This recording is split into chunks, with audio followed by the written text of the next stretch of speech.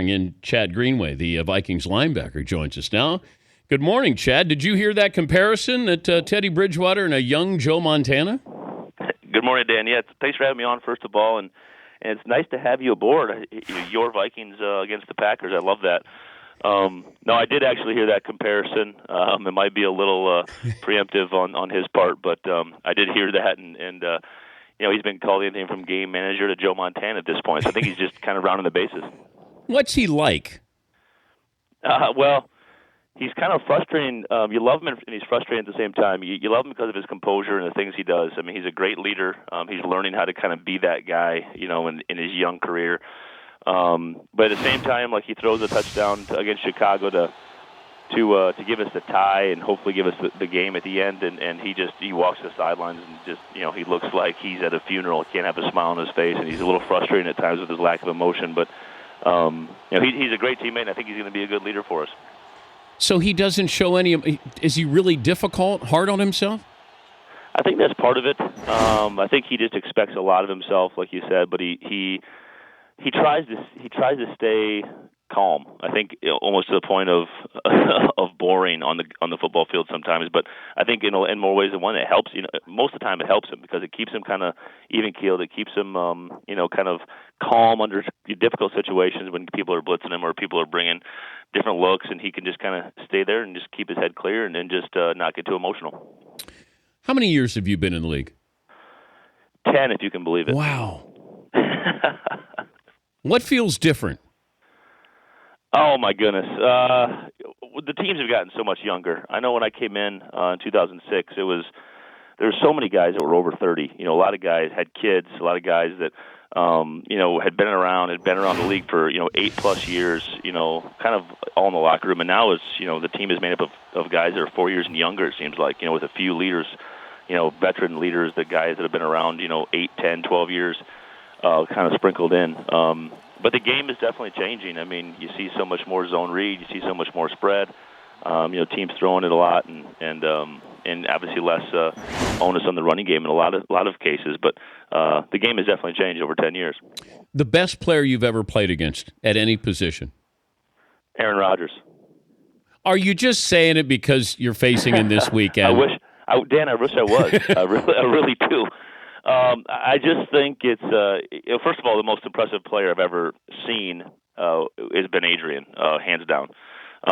But played against, I've just seen him put balls in areas that are just ridiculous. I mean, fitting footballs in the tight windows that can just you didn't think there was an area to put the ball in there, and he completes it and gets a big third down, or he throws a touchdown pass late that shouldn't have been completed. I mean, you just see him do it over and over, and just his general control of the offense, and I'm just knowing where he wants to go with the football and having that thing on a string. Obviously we play him twice a year, so I see him more than most people, and but he's impressive. Can you replicate his cadence at the line of scrimmage? No, I don't know if it can be. The thing that impresses you is the way he manages the game. From you try to sub players in and out, during mid drive, which is as normal a thing as you could possibly do. If he sees that and they're in a position where they can get you, I mean, he's going to snap the ball with somebody running off the field just because he's in that kind of control. He just knows what he wants to do with it all the time, and that's you can see why they've been so good for so long over there. But he'll give you that. He'll give it a real hard count, 319, and then he'll back away. But you guys don't know if he's actually going to hike the ball there. Right? Yeah. No, he's good pre-snap. He's as good pre-snap as anybody you'll see. Not only with using his cadence, but just with knowing where to put his sort of chess pieces and getting himself lined up correctly, getting his protection correct, changing plays. I mean, yeah. But as far as cadence goes itself, he'll hit you with that real hard one. It depends on the situation. Because it might be a third down and short where he wants to see a blitz coming, so he'll give you the hard one to kind of make you move off your blitz post, and then all of a sudden he sees it. Okay, then he'll change something. He'll flip it and go the other direction. Well, then you wish you could change and get out of your blitz, and sometimes you can't do it because you don't have time. So he just, we're all playing checkers. He's playing chess. He's Chad Greenway, the Vikings linebacker. My Vikings joining us, Dan Patrick Show.